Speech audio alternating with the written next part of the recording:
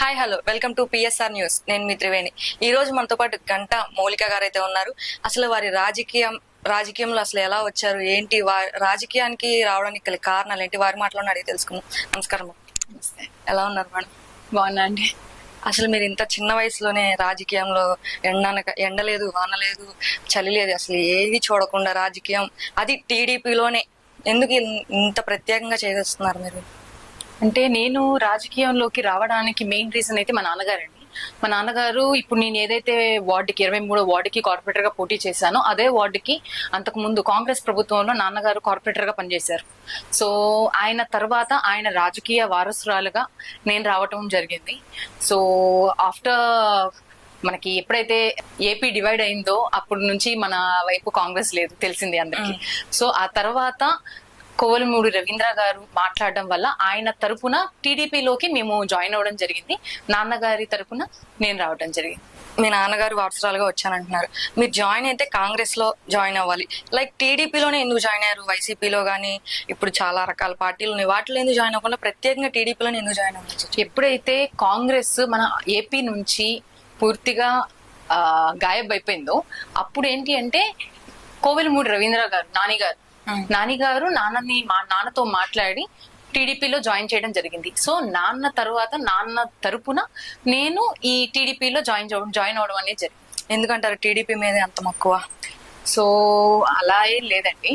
అంటే మనకు అసలు నేను పాలిటిక్స్ కి కొత్త, నాన్నగారితో పాటు క్యాంపెయినింగ్ చేశాను, నాన్నగారితో పాటు కాంగ్రెస్ లో అందరికి నాకు పరిచయం ఉంది. చిన్నప్పటి నుంచి కూడా పాలిటిక్స్ టచ్ ఉంది. ఇప్పుడు ఆల్రెడీ చెప్పాను, నాన్నగారు కాంగ్రెస్ లో కార్పొరేటర్ గా చేశారని. సో ఆయనతో పాటు అప్పుడు ఎవరైతే ఇప్పుడు అంటే మనకి డిఫరెంట్ పార్టీస్, ఈ పార్టీకి ఆ పార్టీకి పడలేదు ఇలా ఉంది, కానీ అంతకు ముందు ఇలా లేదు. ఓన్లీ మనకి ఎప్పుడైతే వైసీపీ ప్రభుత్వం స్టార్ట్ అయిందో ఈ వైసీపీ ప్రభుత్వంలోనే ఈ డిస్క్రిమినేషన్ అనేది మనం ఎక్కువగా చూస్తూ వచ్చాము. సో అంతకు ముందు ఏంటి అంటే ఇప్పుడు షౌకత్ గారు ఉన్నారు, షౌకత్ గారు కావచ్చు, జియావుద్దీన్ గారు కావచ్చు, మొహమ్మద్ జానీ గారు కావచ్చు. మా నాన్నగారు మొహమ్మద్ జానీ గారి శిష్యులు అనమాట. సో ఇలాగ డిఫరెంట్ పార్టీస్ లో ఉన్న ఇప్పటికీ వాళ్ళ బాండింగ్ అంతే కంటిన్యూ అవుతూ వచ్చింది.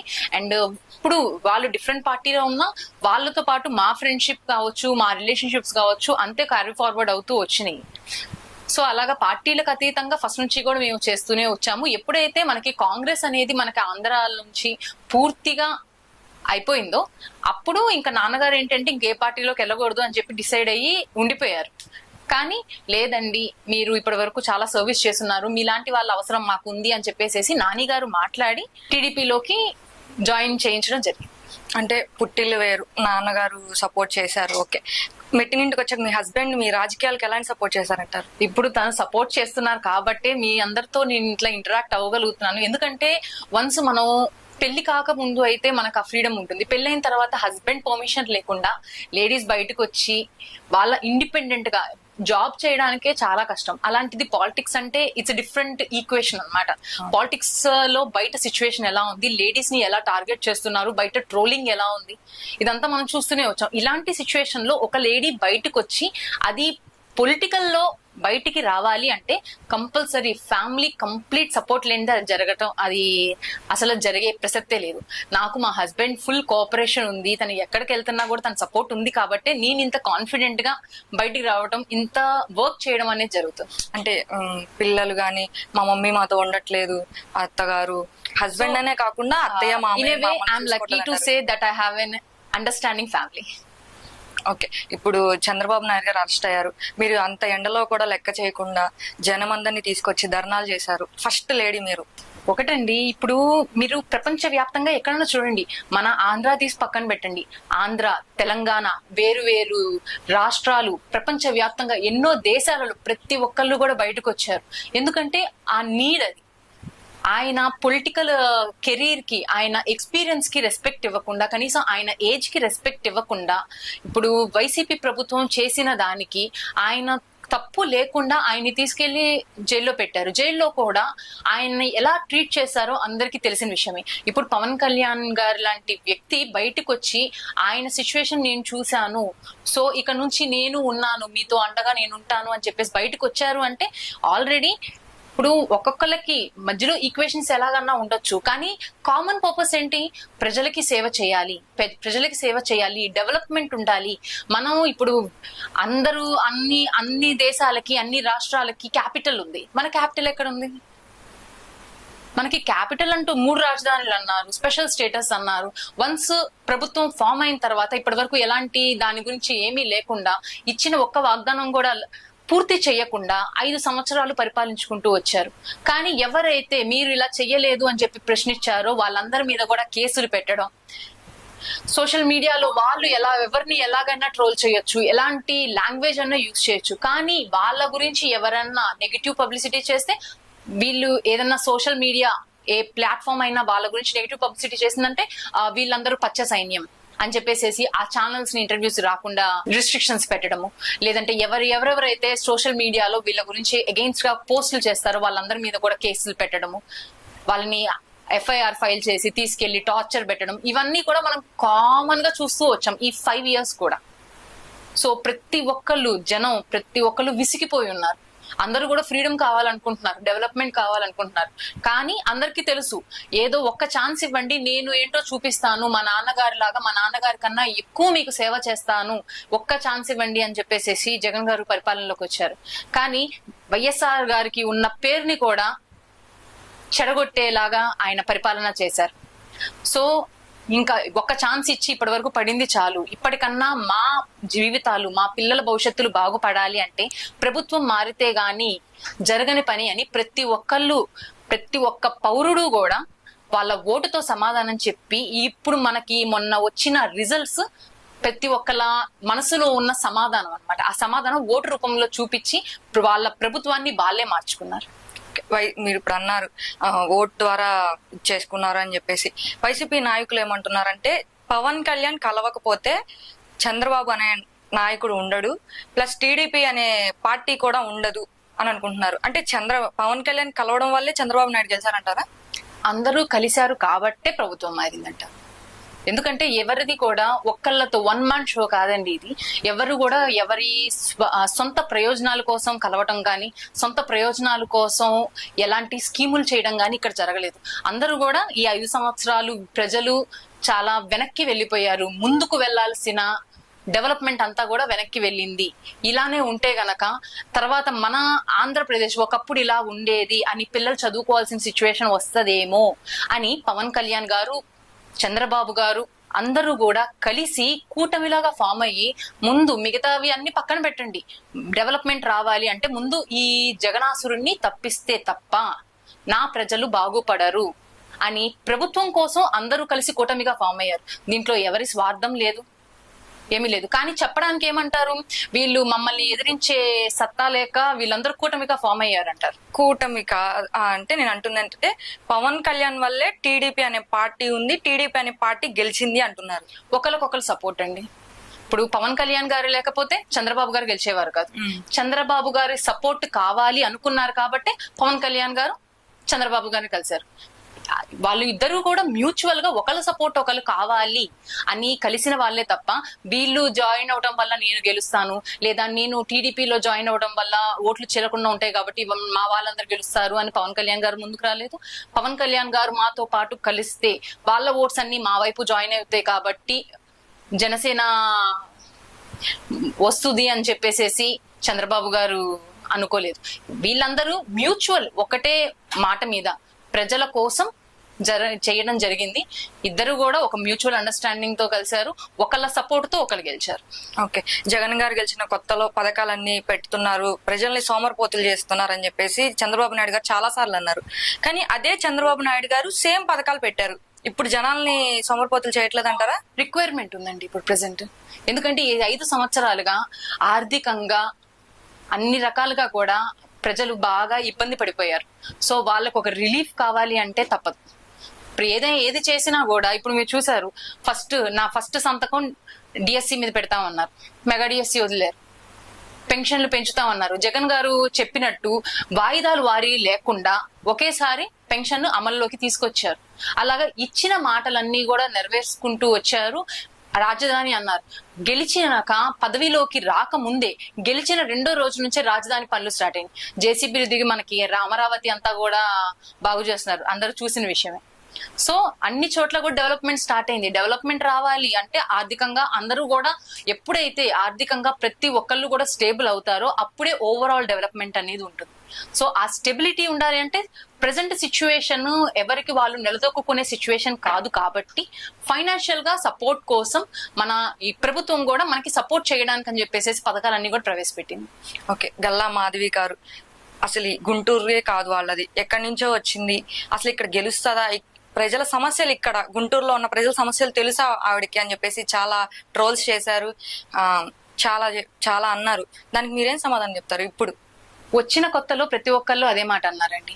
కానీ ఇప్పుడు ఏమంటున్నారు? గల్లా మాధవ్ మా అక్క అంటున్నారు. ఎందుకు?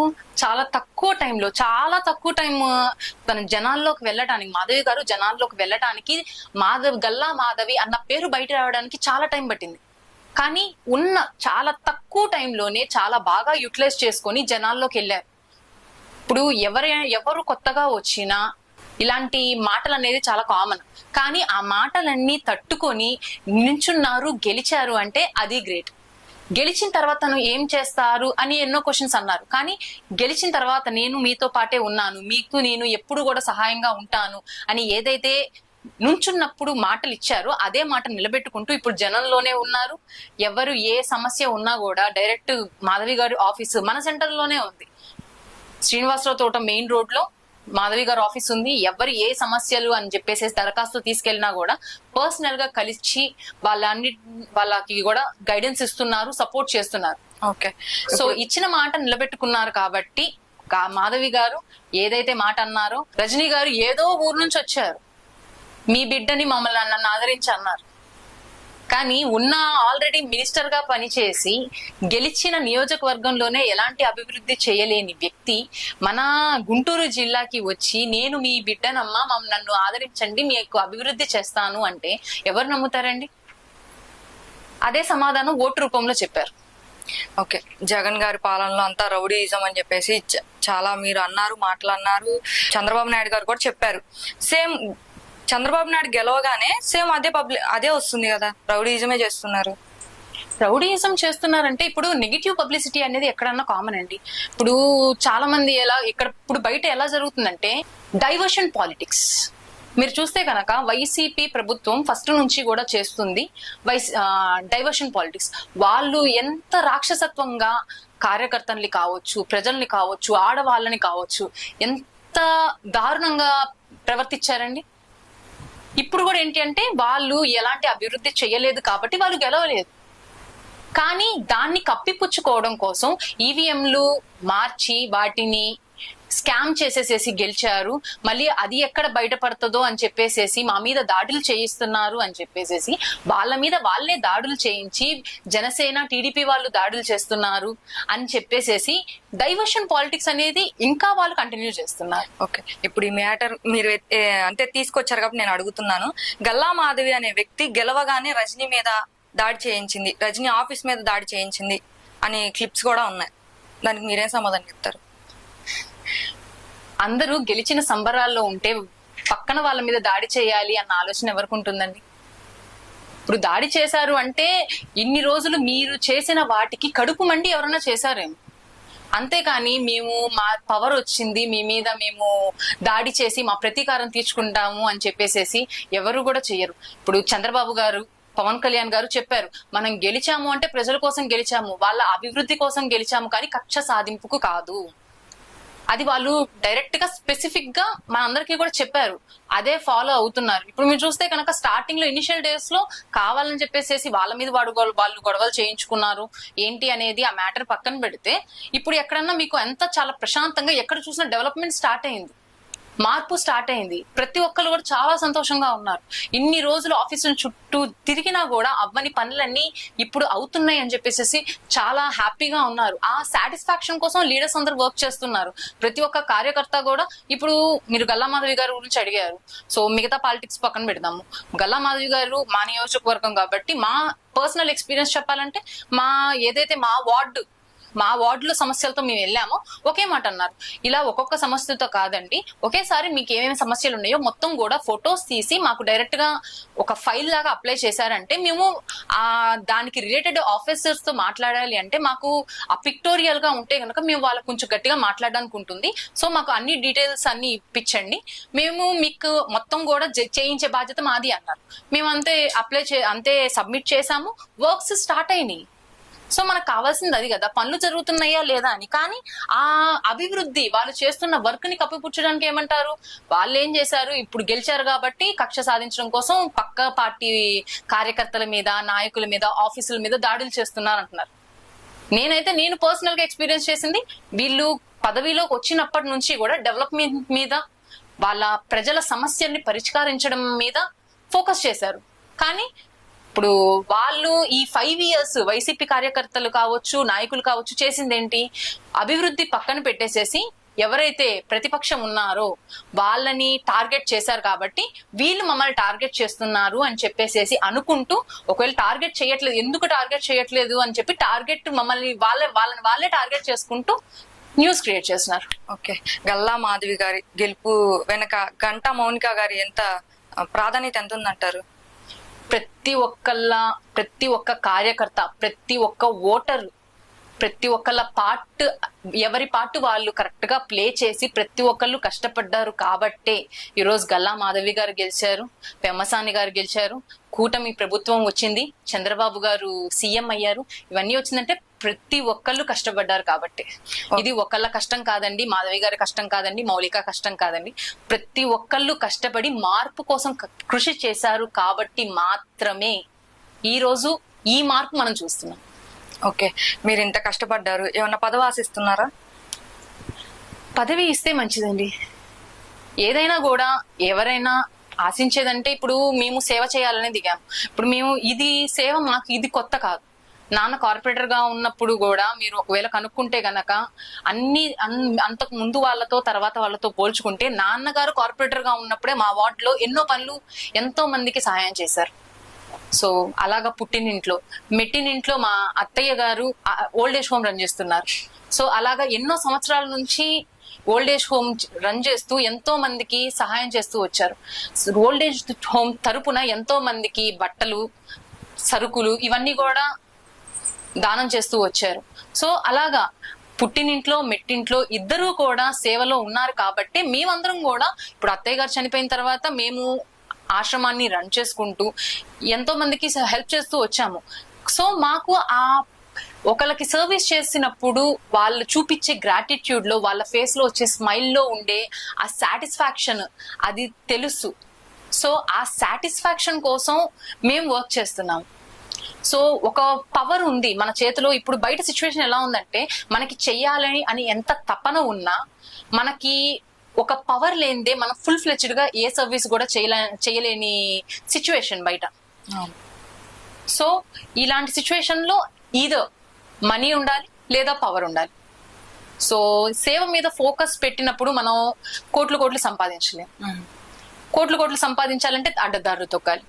మనకి సేవ దీంట్లో ఉన్నప్పుడు అడ్డదారులు తొక్కాల్సిన అవసరం లేదు. సో ఇంకా మనం కరెక్ట్ వేలో ఉంటూ సర్వీస్ చేసుకుంటూ ఎక్కువ మందికి సర్వీస్ అందించాలి అంటే ఓన్లీ పవర్ ఉంటే మాత్రమే అది పాసిబుల్ అవుతుంది. సో ఆ పవర్ కోసమే ట్రై చేస్తున్నాం. ఓకే, కోవిడ్ టైంలో ఏమన్నా అయితే నేనున్నానని చెప్పేసి ముందుకు వచ్చారంట, అది ఎంతవరకు నిజం అంటారు? కోవిడ్ టైంలో మీరు ఎక్కడన్నా చూసుకోండి, మేము చేసిన యాక్టివిటీస్ ఎవరు చేసి ఉంటారు. కూరగాయలు పంచడం కావచ్చు, బియ్యం పంచడం కావచ్చు, అన్నం ఫుడ్ పంచడం కావచ్చు. కోవిడ్ అంతా కూడా మేము వార్డుల్లో తిరగడమే ఎక్కువ తిరిగాం. సో ఏదైనా కూడా, ఎందుకంటే మామూలు టైంలో సెలబ్రేషన్స్ అప్పుడు అందరూ వస్తారు, కానీ ఎప్పుడైతే అవసరం ఉంటుందో, అవసరం ఉన్నప్పుడు మేమున్నాము అని వచ్చే వాళ్ళ కోసమే జనం ఎదురు చూస్తారు. సో అలాంటి టైంలో మేము ఉండాలి.